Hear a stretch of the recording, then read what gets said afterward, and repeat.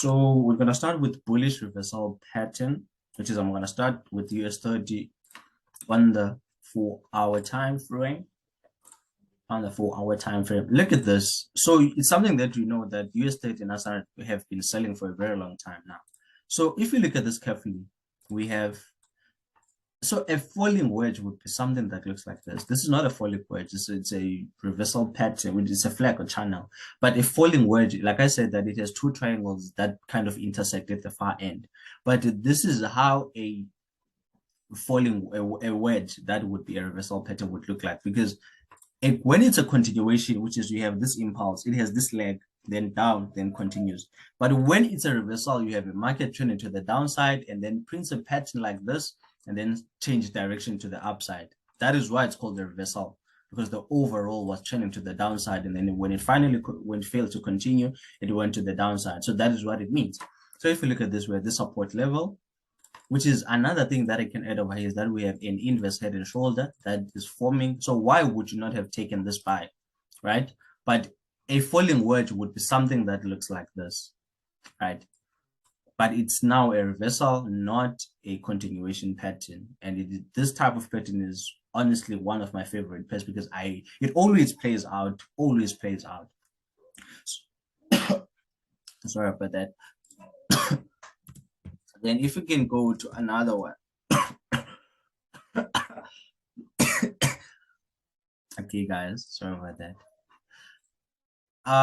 It's the same thing here. I'm not gonna start it over. You will see that JPSD was trending to the downside, and then it gave us this type of pattern, which is a reversal flag. But a falling wedge would not be something that's different from this, but it's just that the trend lines, they're gonna sort of look like a triangle at the far ends. But when you're talking about a falling wedge, that is a bullish reversal pattern. We are talking about something that looks like this. But I don't know what's going on here on GBUSD, because it looks like it wants to come back to the support maybe for one last time before it actually goes to the upside. So, but the most clear one that you can see is on Euro GBP, Euro Pound. Euro Pound.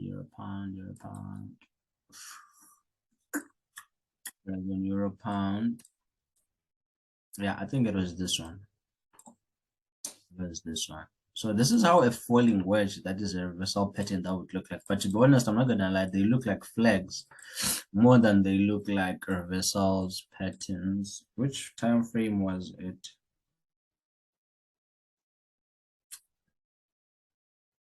Nah, it was not Euro GBP. It's not Euro GBP, it's Ethereum. This is the US dollar. Beautiful, got into it. So this is how a falling wedge, that is a reversal pattern, would look like. Something that looks like this. Because you notice that the market went in impulsive move, and then it went correctively to the support level, which, because I'm sure if you can look left, we can find it. So it gave us this reversal wedge, and then it went continue to go into the upside. So this would be a pure example of what is a bullish reversal wedge look like. And the bullish reversal wedge represents buyers in the market, because the overall direction is for the market to go to the upside. But I think it's gonna look more beautiful on the 4-hour time frame. Yeah, nice. So that's how it looks like, guys. Looks like this.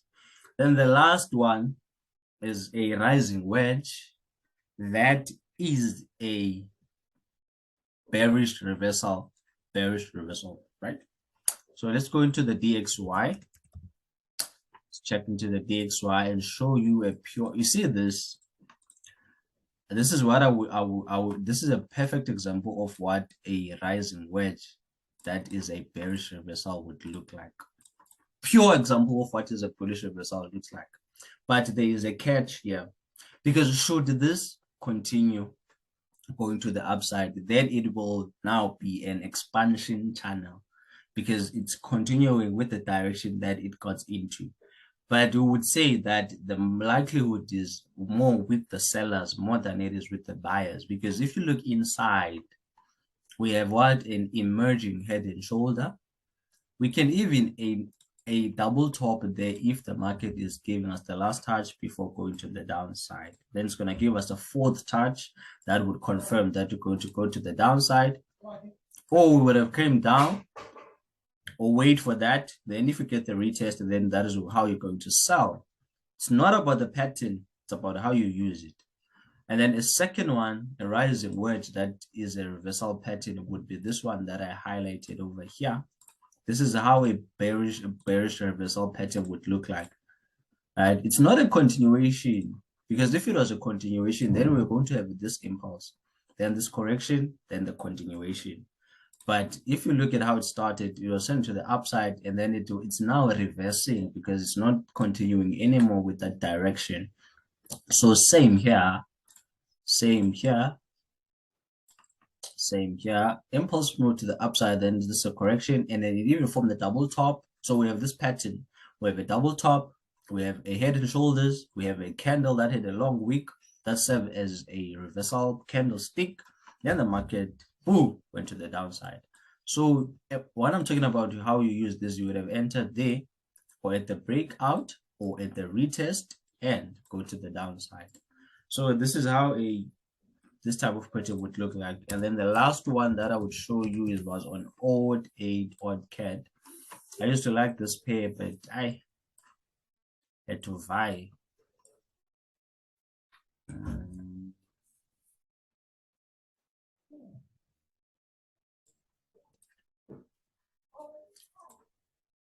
Let's see, guys. Let's see. Yeah, that small paw. That's a continuation. Yeah, if we can look closely at what's going on here. Oh, beautiful. Beautiful. This is the analysis that I had then.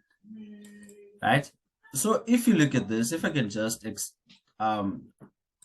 do this. This is a pure example of what is a rising wedge. That is a reversal pattern looks like. Look at that. If we can just use this trend line and put it over there, the market was turning to the upside, then gave us this correction to the upside. When it failed to break above, it went to the downside. And then it gave us a week.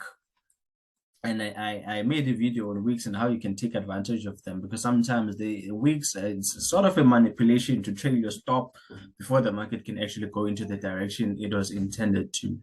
And then, so we have that resistance, first confirmation, candlesticks, second confirmation, the pattern, third confirmation, the head and shoulder, fourth confirmation, the breakout, fifth confirmation. Why would you not have sold this market, guys? Come on. So yeah, guys, I think we have reached now the end of the video. If you enjoyed and liked this video, please do me a favor, guys. I keep saying, hit the subscription button. And these are the type of patterns that I look like. Sorry about that I look at. And because I like them, because they always play out. And so, but what is important is you understanding the dynamics of the psychology behind a certain pattern, not just the pattern. Because you're going to highlight the pattern, then what? It's not enough. It's about how you use it. By that I mean, are you going to enter at the top? Are you going to enter the breakout? Are you going to enter at the retest? Then that is somebody who knows how they're going to use something. So yeah, guys, see you next week. Thank you so much for watching and subscribing. I appreciate the support. I love you all. Goodbye for now.